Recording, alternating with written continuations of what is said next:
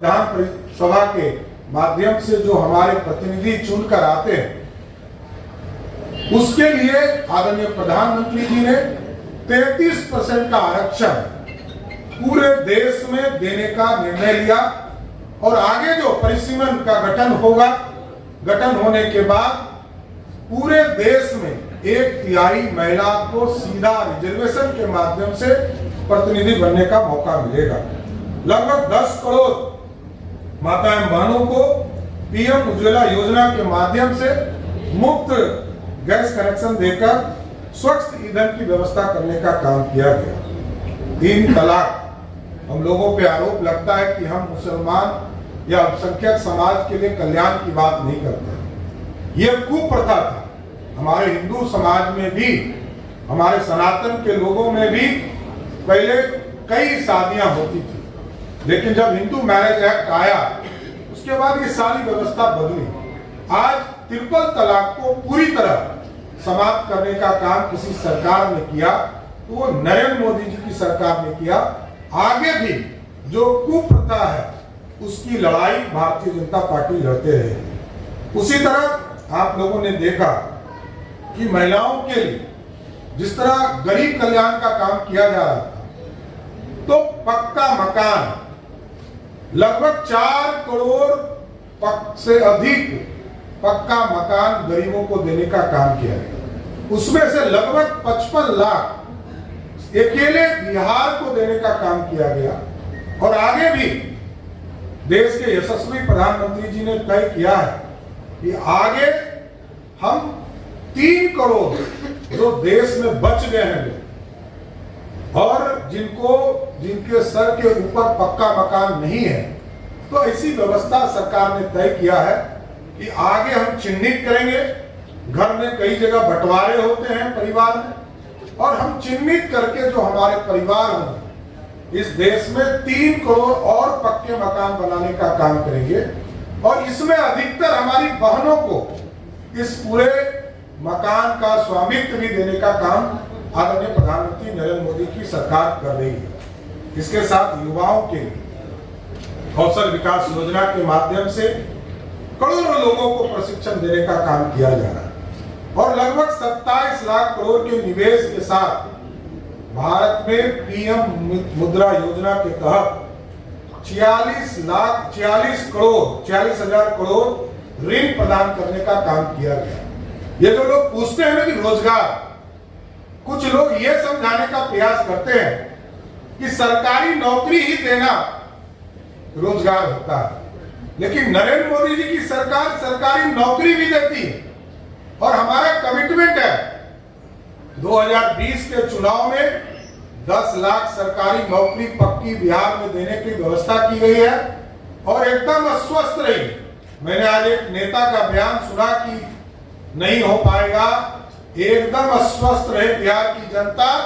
2025 के चुनाव के पहले बिहार के 10 लाख नौजवानों को हर हालत में सरकारी नौकरी देने का वादा हम पूरा करने का काम करेंगे। इसके साथ साथ देश में यशस्वी प्रधानमंत्री जी के नेतृत्व में 46 लाख करोड़ रुपया का ऋण जो है रोजगार के लिए, स्वरोजगार योजना के लिए, और बिहार में भी हम लोग 2 बड़ी योजना का काम कर रहे हैं। लघु उद्यमी योजना, जिसमें 94 लाख परिवार को हम लोगों ने चिन्हित किया, और साथ ही साथ उसमें से लगभग 50 हजार लोगों को देना शुरू भी कर दिया। इस वित्तीय वर्ष में भी हम लोग लाखों की संख्या में बिहार के बच्चों को, बिहार के नौजवानों को बिहार में जो स्वरोजगार योजना के तहत अनुदान के तौर पर हम लोग देंगे, उस काम को आगे बढ़ाने का काम करें। साथ ही साथ उद्यमी योजना हम लोगों ने 2021-22 में शुरू किया है। उसके तहत भी अभी तक लगभग 60 हजार से अधिक बिहार के नौजवान को, जिनको 10 लाख रुपए उपलब्ध कराए जा रहे हैं। 10 लाख में 5 लाख बिहार सरकार सब्सिडी के तौर पर दे रही है और 5 लाख रुपया मात्र 3 से 4% के ऋण पर उपलब्ध कराने का काम कर रही है। इसलिए बिहार में या देश में कहीं भी रोजगार की चिंता नौजवानों को नहीं होने वाला है। एकदम स्पष्ट तौर पर कहना चाहता हूं, बिहार बढ़ेगा। और जो ख्वाब दिखाने का कुछ लोग प्रयास कर रहे हैं, वो सिर्फ जमीन ऐंठने का प्रयास कर रहे हैं। पिछले बार भी जब उनके माताजी और पिताजी को 15 साल तक लालू प्रसाद जी को सत्ता भोगने का मौका मिला तो वो राजा के तरह भोगते रहे, इससे ज्यादा कुछ नहीं था। गरीब कल्याण का काम कभी नहीं, नौजवानों के कल्याण का काम कभी नहीं। लगभग 15 साल शासन चले और 95,000 लोगों को भी नौकरी नहीं मिला। लेकिन आदरणीय नीतीश कुमार के नेतृत्व में बिहार में जब एनडीए की सरकार बनी तो 2005 से लेकर 2020 तक 7.5 लाख लोगों को नौकरी देने का काम किया। और मैं जी के परिवार के पास स्वास्थ्य विभाग था, पथ निर्माण विभाग था, पर्यटन था, RWD था। ऐसे विभागों में कितनी नौकरी निकली ये तो बताइए। अर्बन डेवलपमेंट था, इसमें कितने लोगों को नौकरी दिया? शिक्षा विभाग में तो उनके मंत्री को पता भी नहीं होगा, क्योंकि पॉलिसी हम बनाते हैं, एनडीए के लोग पॉलिसी बनाते हैं। 2021-22 में हम लोगों ने तय किया कि हम बीपीएससी से परीक्षा लेकर लाखों की संख्या में शिक्षक बहाली का काम करें। सातवें फेज का हम लोगों ने विज्ञापन निकाला, 1,75,000 लोगों को शिक्षक के तौर पर बहाली करें, वही बहाली, कोई नया बहाली नहीं हुआ। और साथ ही साथ आप सोचिए कि जिन लोगों ने 15 साल राज किया और रेल मंत्री रहे तो जमीन के बदले नौकरी दिया, वो भी कुछ लोगों। ये लोग हड़पने वाले हैं, नौजवानों का जीवन खराब करने वाले हैं, नौजवानों से पैसा ऐंठने वाले हैं, नौजवानों को ठगने वाले हैं। इसलिए ये लोग कभी नौजवानों की चिंता ही नहीं कर सकते हैं। आज भी आप लोग जब देखते होंगे स्पष्ट तौर पर दिखता होगा कि बिहार के लोगों को ठगना इन लोगों का प्रथम धर्म है। साथ ही साथ देख रहे होंगे किस तरह सनातन धर्म का मजाक उड़ाना, सनातन धर्म का मजाक उड़ाना। उनके आदरणीय पिताश्री जो चार्जशीटेड हैं, पंजीकृत अपराधी हैं, वो सावन के महीने पे मटन खा रहे हैं और राहुल गांधी को खिला भी रहे हैं। और साथ ही साथ उनके पुत्र जो गरीब गुदरी लाके लाल कहे जाते थे कि लालू प्रसाद तो गरीब के बेटा है, उनके बेटा या तो एरोप्लेन में बर्थडे मनाते हैं, केक काटते हैं, या मछली खाने का काम नवरात्रा के महीने में भी वही परिवार करता है। इसलिए ये लोग किसी के नहीं है, इनको सिर्फ सत्ता चाहिए। और सत्ता में स्पष्ट तौर पर बताना चाहता हूं कि बिहार में जब जातीय जनगणना, जातीय गणना का काम बिहार सरकार ने तय किया तो मैं मंत्री था, आदरणीय जीवेश मिश्रा जी यहाँ बैठे हमारे साथ, ये भी मंत्री थे। और दोनों मंत्री रहते हुए 20 जून 2022 को हम लोगों ने फैसला लिया कि बिहार में जातीय सर्वे का काम हम कराएंगे। उसमें तो राजद थी ही नहीं, सरकार की कोई भी पॉलिसी में राजद हो ही नहीं सकता, क्योंकि उनके लिए एक ही पॉलिसी है, धन उगाई, धन उगाने का काम सिर्फ राजद कर सकती है, इससे ज्यादा कुछ नहीं कर सकती। उसी तरह आप देखेंगे किसान कल्याण में लगभग 11 करोड़, इसका मतलब है यूपीए जहां मात्र 36,000 करोड़ रुपया देकर उसमें भी घोटाला कर लोगों को यह कहती थी कि हमने किसानों का कर्जा माफ कर दिया, लेकिन नरेंद्र मोदी जी की सरकार ने तो तय कर दिया 11 करोड़ किसान, 11 करोड़ किसान को सीधा साल के 3 बार 2-2 हजार रुपया देकर किसानों को, चाहे वो कीटनाशक दवा हो, पानी की व्यवस्था करना हो, बीज की व्यवस्था करना हो, किसान को आत्मनिर्भर बनाने में पूरा सहयोग करने का काम किया जा रहा है। 2013 से 2024 के बीच में कृषि बजट 5 गुना बढ़े, 1-2 गुना नहीं बढ़े, 5 गुना बढ़ाने का काम आदरणीय देश के प्रधानमंत्री जी ने करने का काम किया। सुरक्षित भारत बनाने का काम आज देश के प्रधानमंत्री जी ने तय किया। और सुरक्षित भारत का स्पष्ट मानना है कि भारत के तरफ कोई आंख नहीं दिखा सकता। कल तक इस देश के वीर सैनिकों का सर काट कर ले जाने का काम करता था पाकिस्तान की सेना, पाकिस्तान के आतंकवादी।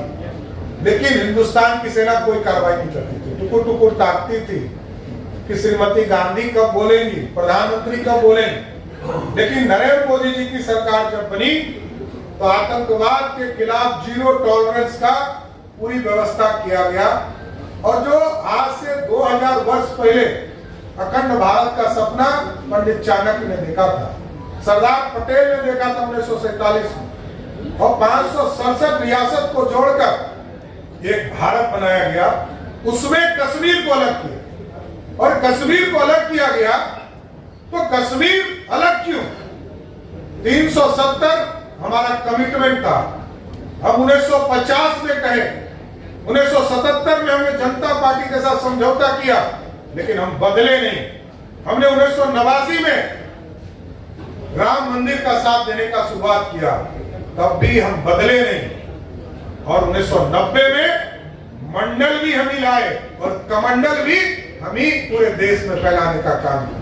इसलिए पूरी तरह स्पष्ट है कि कमंडल हो या मंडल हो, बिना भाजपा के समर्थन से आरक्षण इस देश में नहीं लागू हो सकता। जब जब बिहार में आरक्षण लागू हुआ, चाहे वो 1977 हो, जब कपूरी सरदेव कपूरी ठाकुर जी को अभी भारत रत्न आदरणीय प्रधानमंत्री जी ने दिया, किसी सरकार ने सोचा भी नहीं, और आदरणीय प्रधानमंत्री जी ने दिया क्योंकि अति पिछड़ों के लिए काम करने का था। और 77 में जब पहली बार अति पिछड़े को आरक्षण दिया गया, समान महिलाओं को आरक्षण दिया, तब भी भाजपा का समर्थन था, जनसंघ का समर्थन था।